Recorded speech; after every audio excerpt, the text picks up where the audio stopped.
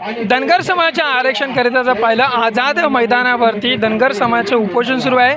दीपक भाऊ बोराडे हे उपोषणाला बसले आणि आज त्यांच्या उपोषणाचा खरं तर 9वा दिवस आहे. मोठ्या संख्येने महाराष्ट्राच्या कानाकोपऱ्यातून धनगर समाजाची लोक जे आहेत या ठिकाणी आलेले आपल्याला पाहायला मिळते आणि ज्या समोरचा जो स्टेज पाहता ह्या ठिकाणी दीपक भाऊ बोराडे जे आहेत ते आपण उपोषणाला बसलेले आहेत. एकूणच पाहिलं तर मोठ्या संख्येने धनगर समाजी लोक जे आहेत ते आता हे मुंबईमध्ये दाखल होण्यास सुरुवात झाली आहे आणि पाहिलं तर दुपारी 2 वाजता खरं तर मराठा समाजाचे नेते जे आहेत ते जरांगे पाटील देखील या ठिकाणी उपस्थित राहणार असल्याची माहिती मिळत आहे. त्याचबरोबर पाहिलं आपल्यासोबत धनगर समाजाची काही लोक आहेत त्यांच्याशी आपण थेट बातचीत करणार आहोत.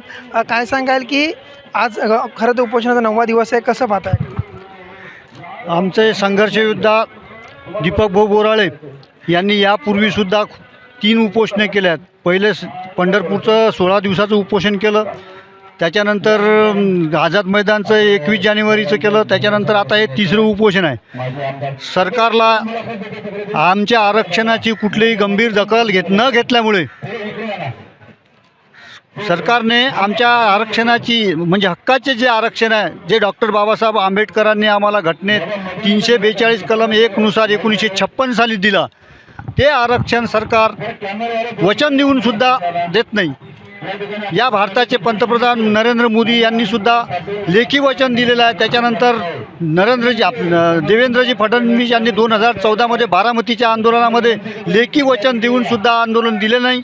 त्यामुळे सरकार हे दळबद्री सरकार हे नेहमीच धनगर समाजाला चॉकलेट आणि फसवणूक करते आहे. त्यामुळे दीपक भाऊने हे 3रं आंदोलन हे जो आजचा 9वा दिवस आहे ते आज प्राणाची बाजी लावून आज ते प्राणांतिक उपोषण करीत आहेत. त्यांनी आज पाणीसुद्धा वर्ज्य केलेलं आहे. पाणी न पिता काल रात्रीपासून त्यांनी पाणी न पिता हे केलेलं आहे. सरकारने याची वेळीच दखल नाही घेतली किंवा आमच्या संघर्ष योद्धा दीपक भाऊ बोराळे यांना जर काही बरे वाईट झालं तर त्याचे परिणाम सरकारला भोगावे लागतील. आणि सर्वात महत्त्वाचं म्हणजे आम्ही काही आरक्षण फुकटचं मागत नाही.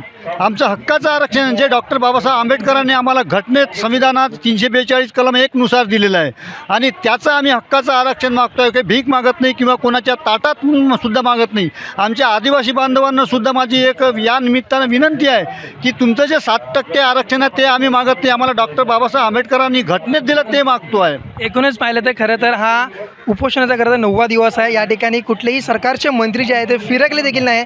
याकडे कसं पाहता?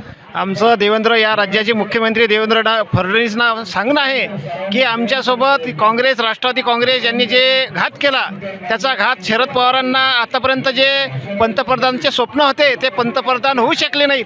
या मुख्यमंत्र्यांना राज्याच्या मुख्यमंत्र्यांना आम्ही सांगू शकतो की आपण बारामतीमध्ये जो शब्द पाळला तो शब्द जर तुम्ही इथं पूर्ण केला नाही तर या महाराष्ट्रातील धनगरी समाज येणाऱ्या विधानसभेच्या निवडणुकीमध्ये आपल्याला दाखवल्याशिवाय राहणार नाही. काय सांगाल, तुम्ही कुठून आलात?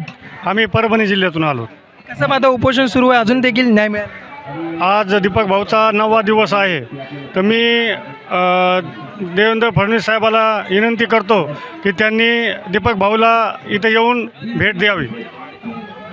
पाहिलं काही लोक आपल्यासोबत अजून आहेत, त्यांच्याशी आपण थेट बातचीत करणार आहोत. काय सांगाल, आज जरांगे पाटील या उपोषणाला साथ देणार आहे, कसं पाहताय? जरांगे पाटील हे आमच्या धनगर समाजाच्या या उपोषणाला भेट देणार आहे ही खरोखरच आनंदाची गोष्ट आहे. परंतु त्याहीपेक्षा महत्त्वाचं हे आहे की धनगर बांधवांनी या ठिकाणी दीपक भाऊ बोराळेला जी साथ दिलेली आहे ही अत्यंत महत्त्वाची आहे.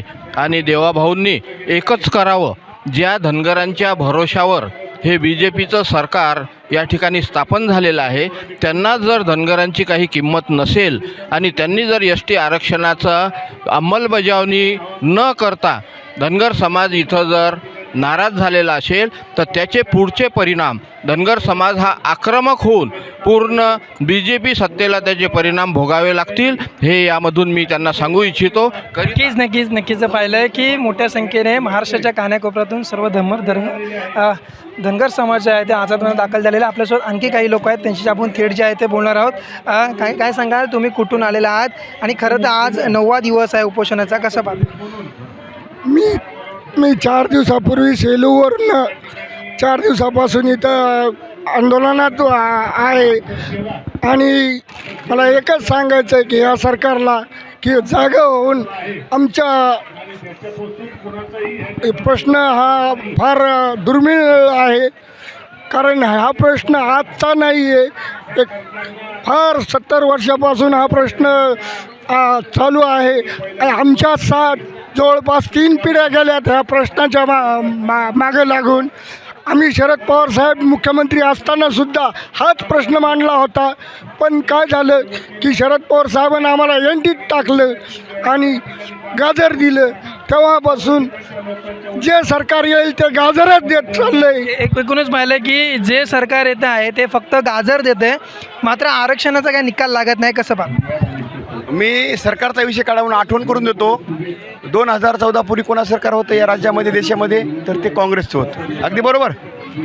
पण 2014मध्ये एक चमत्कार झाला आहे महाराष्ट्रामध्ये. तो चमत्कार काय झाला की धनगर समाजाची अस्मिता म्हणजे धनगर समाज एस टी आरक्षणाचं सर्टिफिकेट, आणि ते माननीय तत्कालीन भारतीय जनता पार्टीचे प्रदेशाध्यक्ष आणि सध्याचे माननीय मुख्यमंत्री महोदय देवेंद्रजी फडणवीस साहेब यांनी हे बारामतीमध्ये आश्वासन दिलं की धनगर समाजांच्या जो ज्वलंत प्रश्न आहे आणि धनगर समाजाचं त्याच्यामध्ये ते मिळाल्यानंतर काय पाठ होणार आहे मुलाबाळांचं भविष्य त्या सर्टिफिकेटमध्ये, ते म्हणजे धनगर समाजाचं एस टीचं सर्टिफिकेट. आणि ते सर्टिफिकेट देतो म्हणून माननीय मुख्यमंत्री महोदयांनी त्यावेळेस 2014ला सांगितलं. 14ला सांगितल्यानंतर या देशात आणि राज्यात सत्ता बदलली का नाही, तर बदलली.